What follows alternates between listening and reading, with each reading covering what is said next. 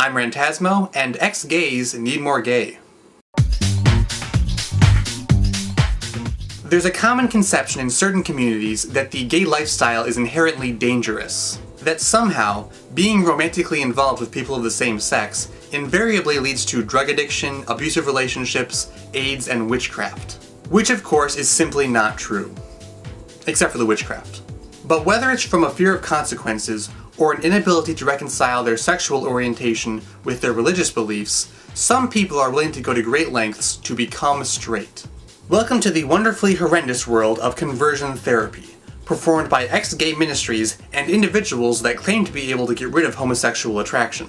Like author and unlicensed therapist Richard Cohen, who appeared on CNN advocating conversion therapy by way of doing this, and also this.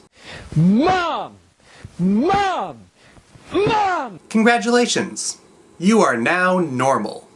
Just about all of these programs operate on some sort of religious principles, and try to convince people that homosexuality is a disorder caused by sexual abuse, lack of a father figure, or in certain cases, demons, none of which is actually supported by any viable research. But who am I to naysay the power of praying the gay away? After all, it worked for this guy. This straight guy, who is wearing this outfit. I love women! And I love my wife's body! I love her physically! Even more than I love patterned ascots! The good news is that with the exception of certain former talk radio show hosts, who recently said a certain word about 1,000 times in a row, most of the media seems well aware that this whole thing is pure bull honky, and actually does a lot more harm than good to the patients involved.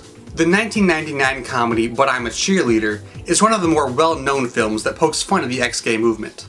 Natasha Lyonne and Clea DuVall are teenage lesbians sent to New Directions, a conversion camp where out-of-drag RuPaul is a counselor.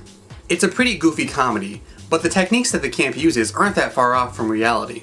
Conversion techniques in ex-gay camps can range from psychotherapy and gender reconditioning, i.e. doing quote-unquote straight things like fixing cars for men and doing housework for women, to aversive treatments like electroshock therapy.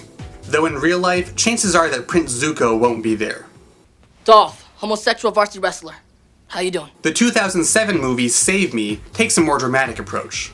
And it actually makes an effort to humanize the people responsible for the ex-gay program, instead of just making them one-dimensional antagonists. I think it's important to recognize that for the most part, conversion therapists really do want to help people.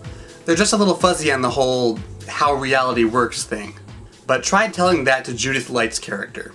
You are a wolf in sheep's clothing, and I knew it from the moment you set foot in this house. You have never taken Jesus into your heart. Judith Light smash! And there was an episode of House, which involved a character suffering from medical complications from his conversion therapy. Though in typical House fashion, it's a very convoluted, indirect side effect. But the episode does serve to highlight the often complicated psychology of people trying to reconcile their sexual orientation.